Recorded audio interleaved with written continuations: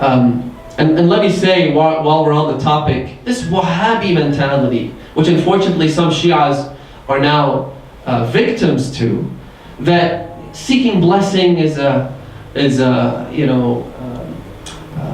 a superstition. It doesn't make sense. The earth of Karbala is a source of healing.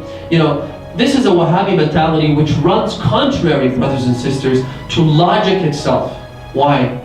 Because the Quran, what's more not logical than the Quran? The Quran tells stories of people such as, I'm sure you're familiar with it, the story of Yaqub and his son Yusuf. Yaqub was blind after, having cried for his son's absence for 40 years. His eyes were blinded. He couldn't see any longer. And the Quran says that the shirt of Yusuf was brought to him, and as soon as that shirt touched his face, فَارْتَدَّ بَصِيرًا, his blindness was cured.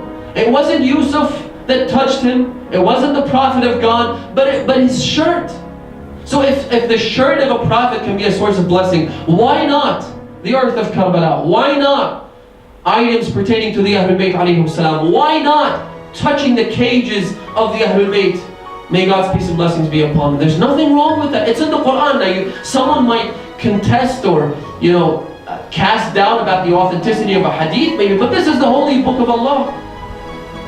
This Wahhabi mentality, they're so busy. When you go to Hajj, you'll notice it's like the biggest problem in the world is people saying salam to the Prophet of Allah.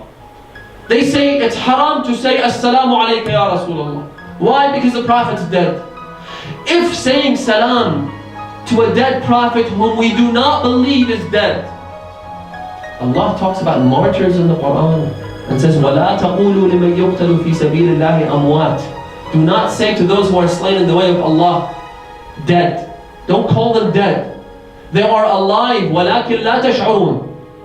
You don't have enough sensibility. You don't get it. They're living, they're alive. Right?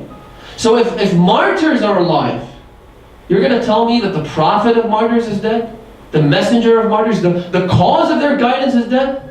Right? So, but setting this aside, if saying salam to a dead prophet is an act of idolatry or attributing partners to Allah, if it's an act of shirk, then the biggest mushrik is God himself, who says salam to dead prophets in the Quran. وَسَلَامٌ عَلَى نُوحٍ فِي الْعَالَمِينَ. So God is a mushrik because he says salam to a dead prophet? What is this childish nonsense, brothers and sisters?